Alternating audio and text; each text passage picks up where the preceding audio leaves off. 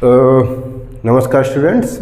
हमने जैसा कि आपको पता ही है पॉलिटेक्निक के एंट्रेंस पेपर को सॉल्व करवाने का एक प्रयास किया है और हम करवाया जा रहा है इसमें। तो मैं इस क्रम में पॉलिटेक्निक एंट्रेंस एग्ज़ाम में फिजिक्स वाला जो पार्ट है उसको सॉल्व करवा रहा हूँ। आपको पता है हमारा ऑलरेडी 2 वीडियो बन चुके हैं इसमें, जिसमें कि लगभग 14 क्वेश्चन जो हैं वो सॉल्व हो चुके हैं हमारे। तो अब हम उससे आगे कंटिन्यू करते हैं और हम लोग अब क्वेश्चन नंबर 15 को सॉल्व करवाते हैं। तो यहाँ से हम क्वेश्चन नंबर 15 को सॉल्व करवाने जा रहे हैं।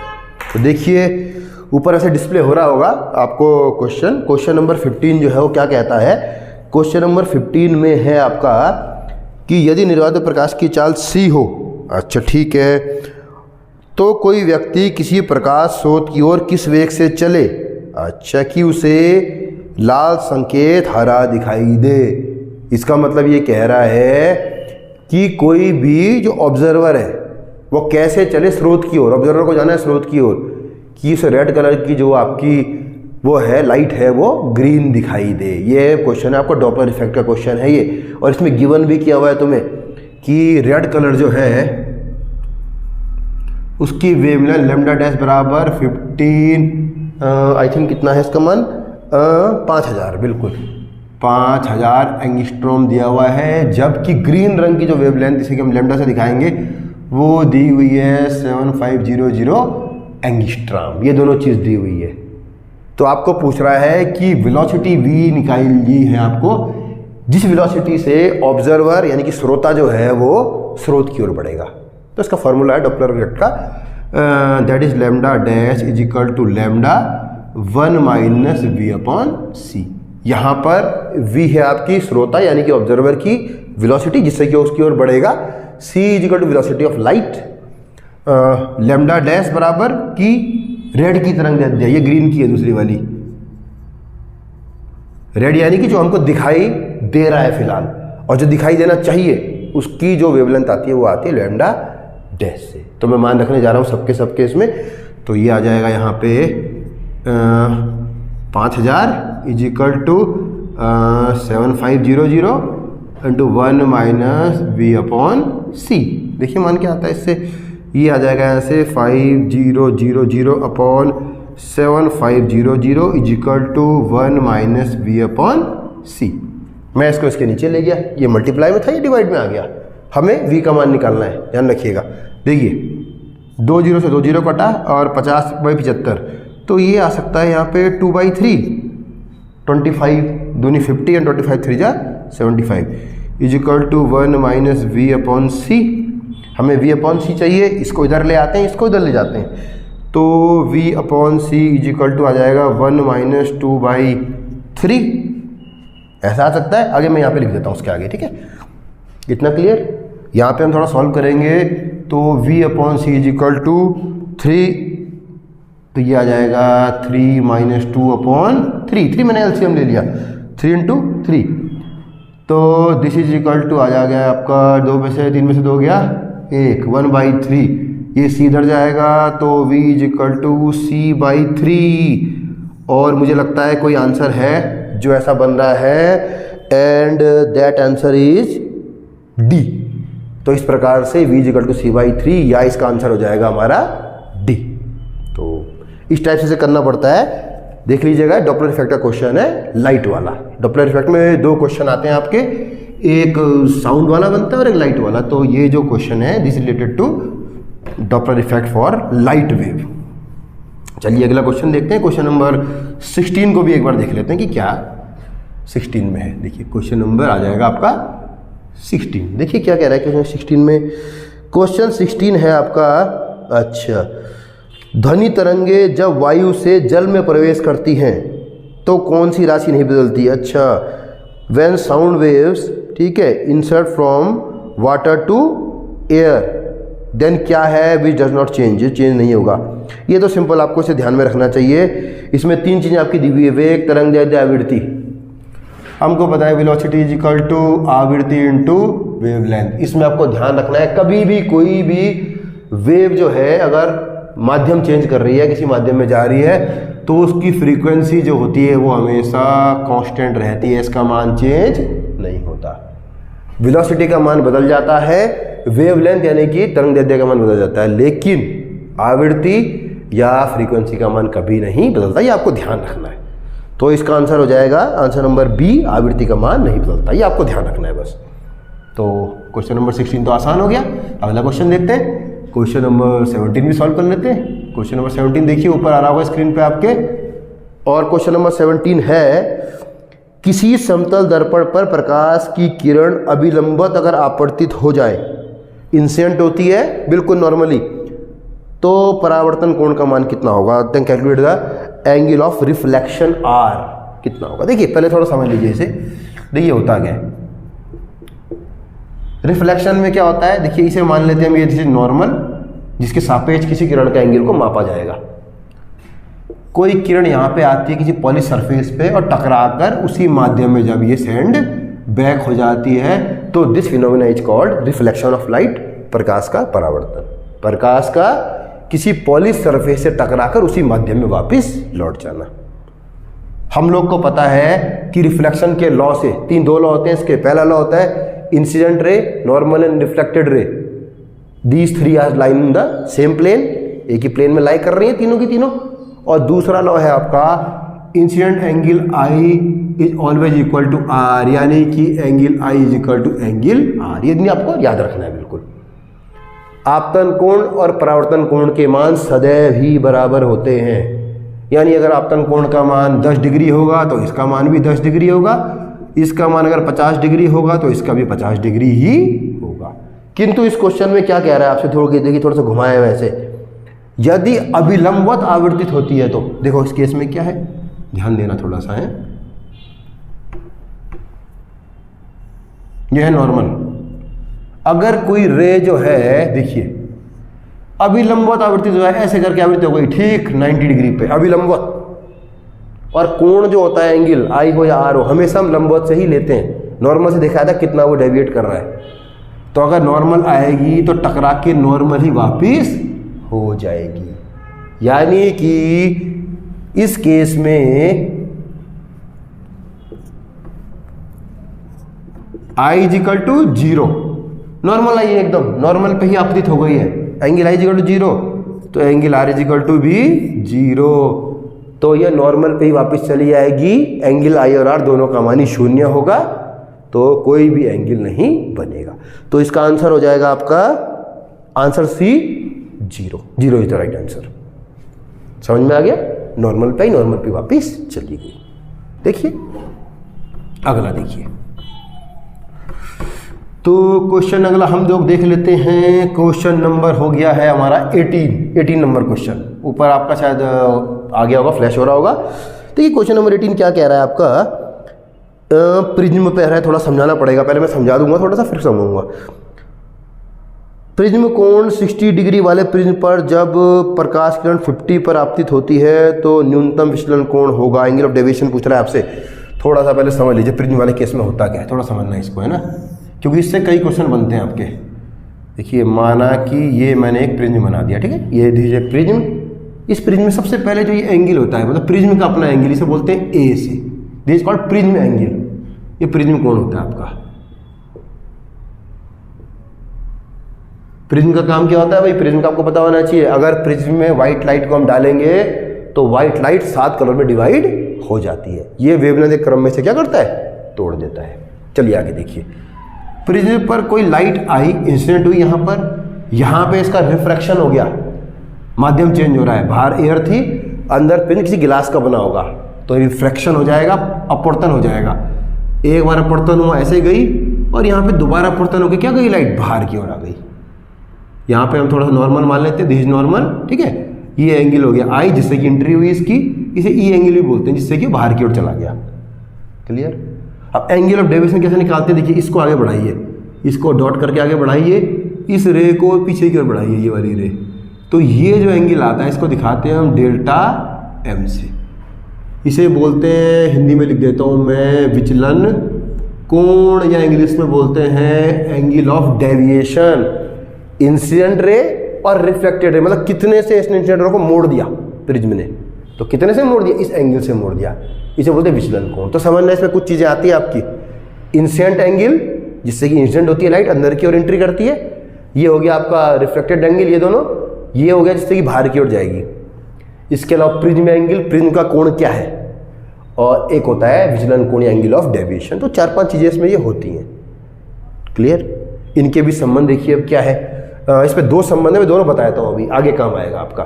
तो पहला संबंध तो ये होता है कि अगर इस प्रिज्म का रिफ्रैक्टिव इंडेक्स म्यू हो, अपवर्तनांक इस प्रिज्म का अगर म्यू है, तो mu is equal to sine I upon sine R, इसे स्नेल का नियम भी कहते हैं, या इसे रिफ्रैक्शन या अपवर्तन का द्वितीय नियम भी कहते हैं कि साइन आई और साइन आई का जो अनुपात है वो म्यू के बराबर होता है। Is equal to for prism, prism के लिए इसका मान हो जाता है आपका sine A plus lambda M by 2 upon sine A by 2। ये आपको ध्यान रखना है इसमें, ये इसका एक फॉर्मूला है। यानी कि आई को रिप्लेस करते हैं हम लोग ए प्लस डेल्टा एम बाई 2 से, एक कर सकते हैं, ये आगे का है क्योंकि इस क्वेश्चन में इतना नहीं है, मैं समझाने के लिए बता रहा हूँ। और आर यानी कि रिफ्लेक्टेड एंगल को, ये जो आर है इसका मान है ना, इसको रिफ्लेक्ट करते हैं ए बाई 2 से, ऐसा हम लिख सकते हैं। इसे याद रखिएगा, बहुत इंपॉर्टेंट फार्मूला है। लेकिन इस फार्मूले में थोड़ा सा कुछ और कह रहा है, मैं इस फार्मूले को बनाना चाह रहा हूँ जो इस क्वेश्चन में है। देखो यहाँ से अगर मैं ले लूँ सिर्फ आई और इसको, जो दिख रहा है कि साइन आई बराबर sine A plus lambda M by 2, sine से साइन कटा, I is equal to A plus delta M by 2, ये इधर जाएगा। देखिए एक फॉर्मूला है 2i is equal to A plus delta M, एक ये फॉर्मूला भी हमारे पास होता है, मैंने अभी अभी निकाला है और इसका यूज़ हम करने वाले हैं यहाँ पे। देखिए इसके अकॉर्डिंग i के मान का दुगना बराबर होता है a प्लस डेल्टा एम के। इस फॉर्मूले में देखो मान रखेंगे अगर हम, क्या कह रहा है हमें, देखिए 60 डिग्री प्रिज्म कोण, यानी कि a बराबर है 60 डिग्री प्रिज्म कोण a, और क्या कह रहा है, प्रकाश की किरण आपतित होती है, angle of incidence i is equal to 50 degree.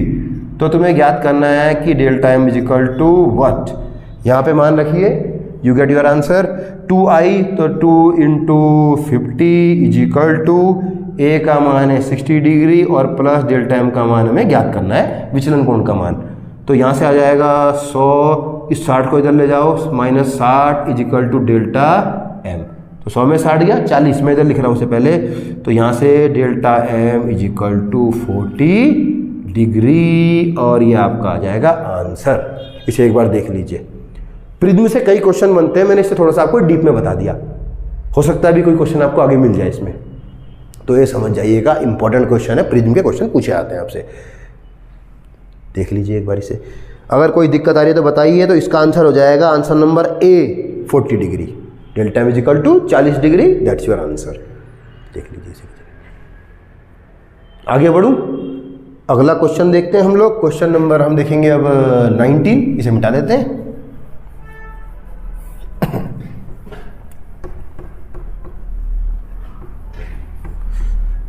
Prism से जब भी कोई वाइट लाइट गुजरती है तो 7 कलर में डिवाइड हो जाती है, फ्रॉम वायलेट टू रेड। नीचे वायलेट होता है VIB GY और ऊपर की ओर बनता है ऐसे। वायलेट की तरंग दैर्ध्य जो होती है, ध्यान रखिएगा, वो होती है 4000 एंगस्ट्रॉम, जबकि रेड कलर की तरंग दैर्ध्य जो होती है वो होती है 7800 एंगस्ट्रॉम। तो ये भी आपको ध्यान रखना है, वायलेट बराबर 4000 एंगस्ट्रॉम। कभी कभी पूछ लेता है आपके, और रेड की कितनी होती है, लगभग 7800 एंगस्ट्रॉम। ये है आपका लाइट, ये कलर वायलेट से लेकर रेड के बीच। तो वाइट लाइट की जो वेवलेंथ होती है वो इसके बीच में कहीं लाए करती है, रेड की वेवलेंथ ज़्यादा होती है और वायलेट की कम होती है। तो कभी कभी आपसे एक नंबर पे क्वेश्चन पूछ लेता है, तो मैंने आपको वो भी बता दिया। अब हम चलेंगे क्वेश्चन नंबर 19। देखिए क्वेश्चन 19 पर, क्वेश्चन 19 क्या कह रहा है, ऊपर आ गया होगा शायद आपके उसमें, संपर्क में रखे 2 पतले लेंसों की संयोजन की फोकस दूरी 15 सेंटीमीटर है। अच्छा, यदि एक लेंस की फोकस दूरी इतनी है तो दूसरे की बताइए कितनी होगी। Very good. तो ये है कॉम्बिनेशन ऑफ लेंस का फार्मूला, यानी कि जब 2 लेंसों को जोड़ा जाता है तो कॉम्बिनेशन की फोकस दूरी पर क्या प्रभाव पड़ता है। इसका फार्मूला है 1/f बराबर 1/f1 plus 1/f2।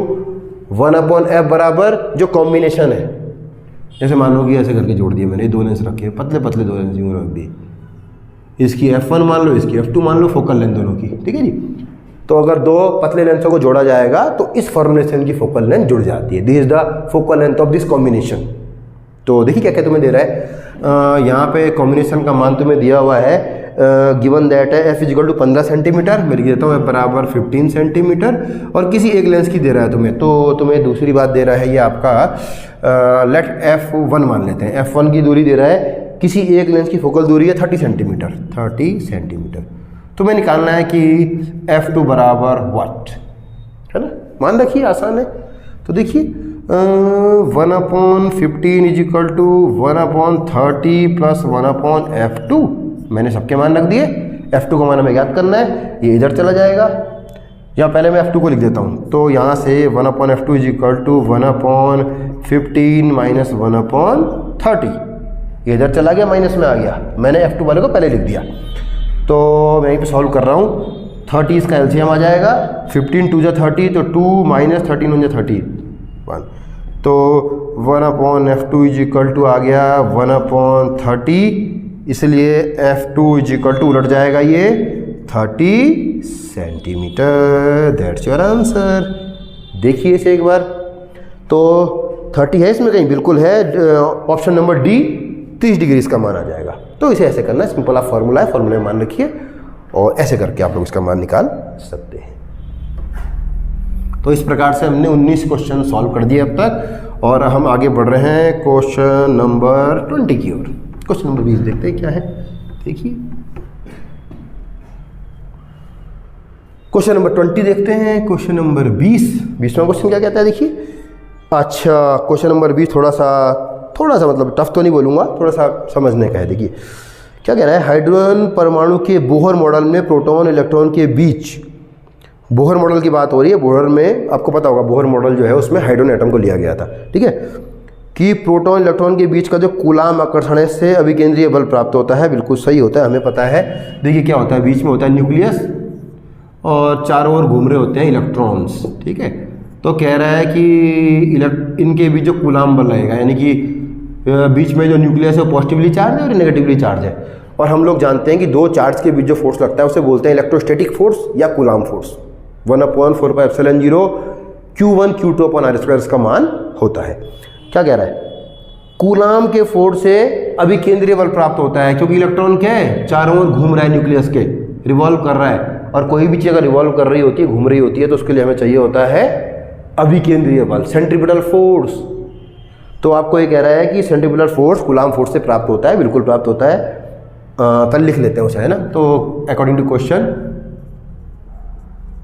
Centripetal force is equal to Coulomb force, Coulomb's force, बिल्कुल, है ना। अब क्या कह रहा है आपसे, यदि तुम्हें गिवन कर रहा है आपको कक्षा की त्रिज्या ए रेडियस, इसे r0 का मान ये r0 हो, इलेक्ट्रॉन का द्रव्यमान m हो, ठीक है, स्मॉल m इज ये इलेक्ट्रॉन, इसका द्रव्यमान स्मॉल m, द्रव्यमान का मतलब mass of electron is small m, और आवेश E है, मैंने E पहले लिख दिया है ना, E, इलेक्ट्रॉन पे आवेश E है, और निर्वात की विद्युतशीलता एप्सिलॉन 0 है। तो इलेक्ट्रॉन की चाल होगी, हमको निकालना है कि किस चाल से घूम रहा है, velocity v equal to what. ठीक है, ठीक है, आसान है, लग रहा है टफ, इन्फॉर्मेशन ज़्यादा है इसमें। देखिए सीधे मान रखते हैं, सेंट्रीपिटल फोर्स का मान होता है mv²/r, और कूलाम लॉ का मान होता है 1/4πε0 Q1 Q2/r²। मैं यहाँ के लिए सब मान रखने जा रहा हूँ, तो ये आ जाएगा mv²/r, r की जगह से r0 दे रखा है, शायद तो r0 लिख देते हैं हम लोग, है ना, इज इक्वल टू 1/4πε0, ये तो वैसे ही रहेगा। Q की जगह E दे रहा है, तो इलेक्ट्रॉन का चार्ज E, और उतना ही चार्ज क्या होता है, प्रोटॉन में भी होता है, चार्ज बराबर होते हैं, बस इलेक्ट्रॉन माइनस में होता है, प्रोटॉन प्लस में होता है। अपॉन r की जगह फिर से r0 का स्क्वायर कर लो, ठीक है। देखिए क्या कट रहा है इसमें, r0 से 1 को पावर कट जाएगी इसकी, हमें v² निकालना है, तो इसे एक तरफ कर लो, बाकी सबको दूसरी तरफ कर लेते हैं हम लोग। तो हमें क्या निकलेगा, देखिए v² इज इक्वल टू क्या क्या बचेगा, अब नीचे आ जाएगा, तो ये आ जाएगा 1/4πε0 E का स्क्वायर हो जाएगा, और यहाँ पर r0 एक पावर कट गई, और ये हो जाएगा इंटू m। तो v is equal to under root लगा लो सारे में, E square upon 4 pi epsilon not m into R 0। ये ई स्क्वायर है देखिए, और ये अंडर रूट के अंदर है, तो इसे मैं बाहर निकाल सकता हूँ। तो अगर मैं इसे बाहर कर लूँगा तो ये मान आ जाएगा, मैं यहाँ पे लिखने जा रहा हूँ v इक्वल टू ई बाहर आ जाएगा, स्क्वायर में है और अंडर रूट के अंदर है, तो स्क्वायर से अंडर रूट बैलेंस हो गया। बाकी सब कुछ अंडर रूट अंदर डाल दो, ये आ जाएगा हमारे पास 4 pi epsilon not m into R 0। तो चेक कीजिए क्या कोई मान ऐसा आ रहा है इसका, एक बार देख लेते हैं इसे। मेरे ख्याल से टफ है नहीं है उतना, देखो मेरे ख्याल से सी आंसर क्या है, ई जी अपॉन 1/4 एप्सिलॉन 0 r0 m, बिल्कुल सही सी, इसका आंसर आ जाएगा आपका सी, सी इसका आंसर है। लग रहा है थोड़ा सा, लेकिन है नहीं इतना टफ। सिंपल आपको कैलकुलेट करना है, centripetal force is equal to Coulomb force, ये बिल्कुल होता है ना। तो mv square upon R is equal to 1/4 pi epsilon naught और e into E upon R square, यहाँ पे मान रखिए। उसके बाद सिर्फ मैथमेटिक्स है और कुछ भी नहीं है इसमें। तो थोड़ा मैथमेटिक्स लगाएंगे आप तो मुझे लगता नहीं इतना टफ है, ये कर लेंगे इसे। तो देखिए, चलिए आगे देखते हैं। हम फिलहाल 20 क्वेश्चन सॉल्व कर चुके हैं और हम आगे बढ़ रहे हैं अगले क्वेश्चन की ओर। हाँ, तो ये क्वेश्चन नंबर है हमारा, क्वेश्चन नंबर कितने रह गए एक बार देखूं, या फिर ब्रेक ले सकते हैं हम फिर। वैसे मुझे लग रहा है कर लेंगे, ब्रेक की आवश्यकता नहीं पड़ेगी हमें। क्वेश्चन नंबर आप देखिए 21, क्वेश्चन 21 देखो, क्वेश्चन 21 देखिए सॉरी, क्वेश्चन 21 जो है वो कह रहा है लोह चुंबकत्व उत्पन्न होता है किससे, फेरोमैग्नेटिज्म। ठीक है जी, किससे उत्पन्न होता है? इसका ऑप्शन नंबर 1 ऊपर देखिए आ रहा होगा, डोमेन के घूर्णन द्वारा, यानी जब डोमेन्स होते हैं वो घूमने लगते हैं, डोमेन्स की परिसीमाओं के विस्थापन द्वारा, या दोनों के द्वारा, या किसी के भी द्वारा नहीं। देखिए एक बार क्या होता है। मैंने कोई फेरोमैग्नेटिक मटेरियल लिया, भेज फेरोमैग्नेटिक मटेरियल लिख देता हूँ।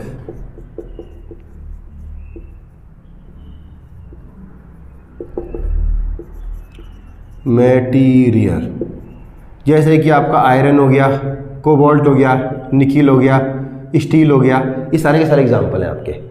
लोह चुंबकीय पदार्थ वे पदार्थ होते हैं जिनको अगर हम किसी मैग्नेटिक फील्ड के अंदर रख देंगे तो ये स्ट्रांगली मैग्नेटाइज हो जाते हैं। जैसा कि आपको पता है, अगर लोहे को मैं चुंबक के अंदर रख दूंगा, चुंबक के बीच में, तो चुंबक की ओर क्या होता है, एकदम से लोहा खिंच जाता है। तो this type material called ferromagnetic material. क्यों होता है ऐसा, समझ लीजिए। तो ये होता गया है इसके अंदर, इसके अंदर छोटे छोटे सेक्शन बने होते हैं ऑलरेडी, जैसे इस सेक्शन है। यानी कि लोह चुंबकीय पदार्थों में अपना ही चुंबकत्व पाया जाता है, अपना ही चुंबकत्व है, छोटे छोटे सेक्शन बने हैं ऐसे ही। इसका चुंबकत्व माना इस तरफ है, इस वाले का चुंबकत्व इस दिशा में है, इसका चुंबकत्व इस दिशा में है। ये जो छोटे छोटे चुंबकीय जो इसमें एरिया बन जाते हैं इसके अंदर, इन एरियाज को बोलते हैं डोमेन, इन्हें डोमेन कहते हैं। यानी लोह चुंबकीय पदार्थों में अपना ही चुंबकत्व होता है अंदर, बस वो संरेखित नहीं होता। इसकी दिशा कुछ और है, इसकी दिशा कुछ और है। लेकिन जब मैं इस पदार्थ को मैग्नेटिक फील्ड के अंदर रखूँगा, देखिए नॉर्थ साउथ की ओर, तो इसमें दो चीज़ें होती है आपकी। एक तो सारे डोमेन जो है एक ही दिशा में क्या होंगे, संरेखित हो जाते हैं। सब क्या हो जाएंगे, फील्ड की दिशा में संरेखित हो जाएंगे। अलग अलग डायरेक्शन में था इनका चुंबकत्व, मैग्नेटिज्म, ये सब एक डायरेक्शन में आ गए। तो क्या कह रहा है, पहला वाला डोमेन का घूर्णन हो गया, घूर्णन मतलब घूम के संरेखित हो गए। या दूसरी थ्योरी तुम्हें कहती है कि अगर इसे मैग्नेटिक फील्ड के अंदर रख देंगे अकॉर्डिंग टू सेकंड थ्योरी, तो ये कहती है इनके साइज क्या होते हैं, अलग अलग होते हैं, बराबर के नहीं होते, कोई बड़ा होता है कोई छोटा होता है। तो ये दूसरी थ्योरी ये कहती है परिसीमाओं का विस्थापन हो जाता है। मतलब कि ये कहती है दूसरी थ्योरी कि जिनका मैग्नेटिज्म फील्ड की डायरेक्शन में है उनका साइज बढ़ने लगता है, जबकि जिनका डायरेक्शन मैग्नेटिज्म की डायरेक्शन में नहीं है उनका साइज छोटा होने लगता है। तो ये प्रोसेस चलती है और थोड़ी देर में क्या होता है, जिनका चुंबकत्व, बाह्य चुंबकत्व की डायरेक्शन में मैग्नेटाइजेशन है, संरेखित हैं जो, वो साइज बढ़ जाता है, बहुत बढ़ जाता है, और धीरे धीरे क्या होता है, पूरा का पूरा जो मटेरियल है वो क्या होता है, चुंबकत्व प्राप्त कर लेता है। जिनका मैग्नेटिक फील्ड की विपरीत डायरेक्शन में है वो सारे के सारे छोटे होकर गायब हो जाते हैं। तो दो थ्योरी हैं, दोनों थ्योरी इसमें दे रखी है। पहली थ्योरी कि घूर्णन करते हैं, घूमते हैं और संरेखित हो जाते हैं। दूसरी थ्योरी है विस्थापन हो जाता है यानी बढ़ जाता है, कुछ डोमेन बढ़ जाते हैं साइज में, कुछ छोटे हो जाते हैं। तो ए और बी दोनों ही सही हैं इसमें, तो इसका आंसर आ जाएगा सी, ए और बी दोनों। तो ये ध्यान रखिएगा आप, है ना, इस टाइप से होता है आपका। तो डोमेन पाए जाते हैं, कभी कभी डोमेन पूछ लेता है कि डोमेन क्या होता है। तो डोमेन का मतलब फेरोमैग्नेटिक मटेरियल के अंदर जो होते हैं ये इनके अपना चुंबकत्व होता है, तो दैट इज कॉल्ड, क्या आ जाएगा आपका, डोमेन्स। अगला देखिए भी एक आध क्वेश्चन और बनेगा इसमें और डीप में बताऊंगा इसे मैं। क्वेश्चन नंबर 22 देख लेते हैं फिलहाल हम लोग। क्वेश्चन नंबर 22 है वीडियो, हाँ चल रहा है, मैं थोड़ा चेक करना चाह रहा था वीडियो चल रहा है कि नहीं चल रहा है सॉरी। क्वेश्चन नंबर 22 देखिए क्या है, किसी प्रिज्म के लिए अपवर्तनांक इतना है, ठीक है। प्रिज्म कोण, फिर से प्रिज्म आ गया आपका, देखिए प्रिज्म है ना, तो प्रिज्म बनाने की पता ही है, मैंने आपको थोड़ा बता ही दिया था, फिर से चलो एक बार बना लेता हूँ फटाफट से। देखिए प्रिज्म, लेट ये कोई प्रिज्म है, ठीक है, कोई रे आई यहाँ से इफेक्ट करके यहाँ पे चली गई, ये हो गया इसका प्रिज्म कोण ए। अगर इसे मैं वैसे बढ़ाऊंगा पीछे तो ये हो गया विचलन कोण डेल्टा एम, विचलन कोण प्रिज्म कोण, ठीक। और दिस अगर मालूम है तो आई, आपतन कोण, है ना।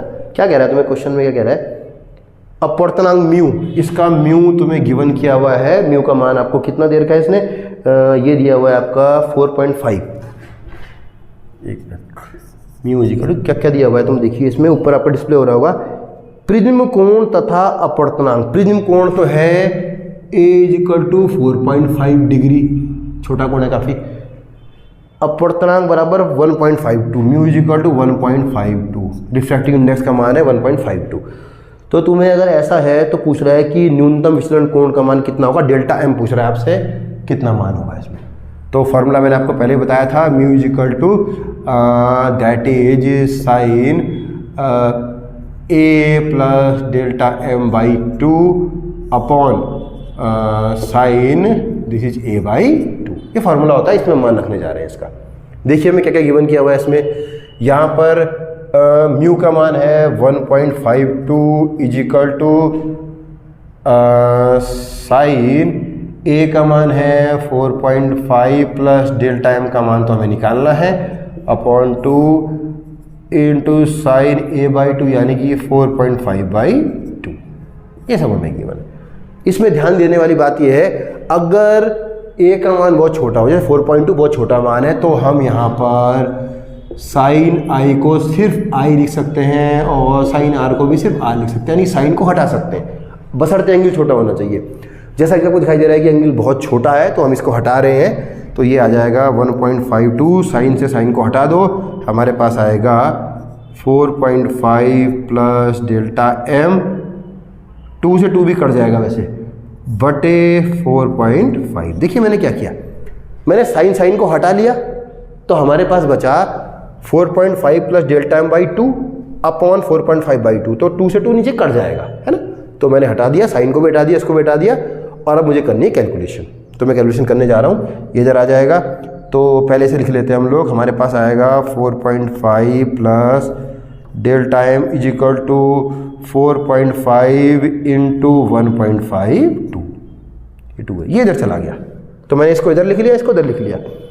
तो यहाँ से डेल्टा एम का मान निकालना, delta M is equal to ये इधर चला जाएगा, तो 4.5 मैं कॉमन कर रहा हूँ, 1.52 माइनस 1, ये ऐसा आ जाएगा। देखिए क्या आएगा, चलो मैं यहीं पे स्टेप लिख देता हूँ एक, अगर मैं इसे इधर दे दूंगा तो ये कुछ ऐसा आ जाता, 4.5 इंटू 1.52 माइनस 4.5, ऐसा कुछ आता अगर ये 4 पॉइंट इधर चला जाएगा, है ना। तो मैंने 4.5 कॉमन कर लिया दोनों में, तो हमारे पास ये आ गया, ठीक है। थोड़ा सा मैंने सॉल्व किया उसे आसान बनाने के लिए।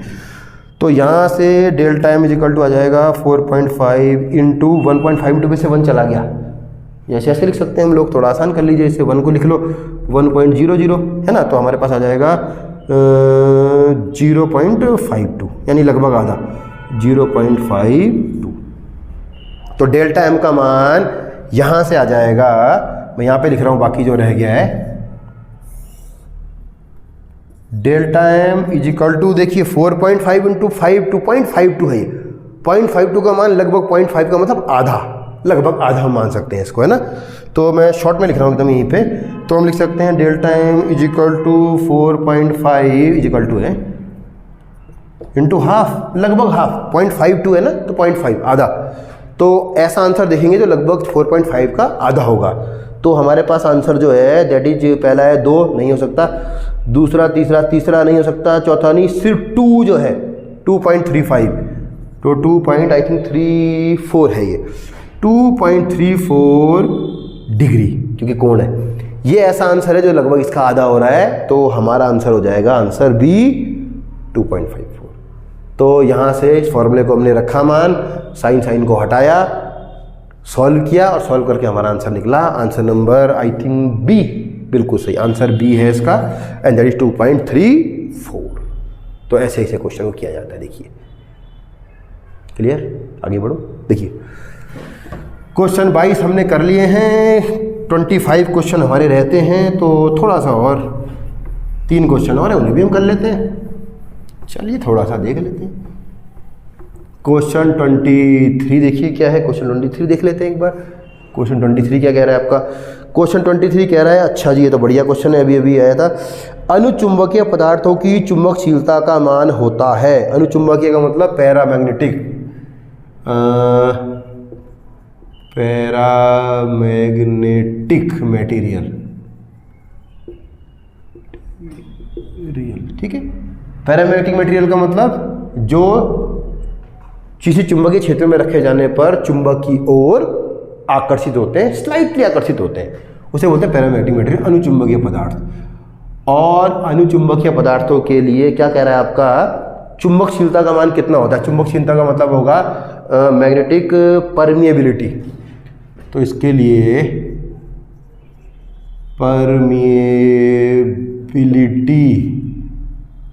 परमिएबिलिटी का मान होता है हमेशा ही 1 से ज़्यादा। ये ध्यान रखिएगा, 1 से ज़्यादा, ठीक है, ये आपको ध्यान रखना है। तो इसमें आंसर कौन सा हो जाएगा? देखिए पहला है 0 नहीं हो सकता, दूसरा 1 से अधिक, बिल्कुल यही आंसर है इसका, तीसरा और चौथा नहीं हो सकता। इसका मान हमेशा एक तो पॉजिटिव होता है और 1 से ज़्यादा होता है पैरामैग्नेटिक के लिए, ध्यान रखना। फेरोमैग्नेटिक की बात करूं मैं अगर, फेरोमैग्नेटिक मटेरियल के लिए क्या हो जाएगा इसका मान? 1 से बहुत बहुत ज़्यादा, काफ़ी बड़ा मान होता है आपका। जबकि अगर बात करूं डाईमैग्नेटिक मटेरियल की, डाईमैग्नेटिक मटेरियल का मतलब इसे बोलते हैं पराचुंबकीय पदार्थ, आई थिंक पराचुंबकीय बोलते हैं इसे, ना। अनुचुंबकीय लोह चुंबकीय पदार्थ, और ये डाईमैग्नेटिक मटेरियल या पराचुंबकीय पदार्थ इन्हें कहा जाता है। तो डाईमैग्नेटिक मटेरियल जिनको चुंबकीय क्षेत्र में अगर रखा जाए तो ये क्षेत्र की विपरीत दिशा में हल्के आकर्षित होते हैं, जैसे कि Au हो गया, गोल्ड हो गया, सिल्वर हो गया, आपका Ag हो गया, एक्सेट्रा। तो ये सारे के एग्जाम्पल है ना। पैरामैग्नेटिक के एग्जाम्पल होते हैं, सोडियम हो गया आपका, O2 हो गया, ऑक्सीजन हो गया, है ना, ये सब होते हैं। तो डाईमैग्नेटिक के लिए जो आपका मैग्नेटिक परमेबिलिटी या चुंबकशीलता का मान जो होता है वो हमेशा 1 से कम होता है। तो इनको ध्यान रखिएगा बिल्कुल। पैरामैग्नेटिक के लिए 1 से अधिक, डाईमैग्नेटिक के लिए 1 से कम, और जो फेरोमैग्नेटिक है उसके लिए 1 से बहुत अधिक। तो तीनों ही आपको पूछ सकता है। तो इस क्वेश्चन का आंसर तो बी है, 1 से अधिक, इसका आंसर बी है। लेकिन अगर आपसे कुछ और ही पूछ ले तो आप लोग को आना चाहिए। तो मिटाता हूँ मैं इसे, है ना। देखिए तो इस टाइप से हम कर सकते हैं।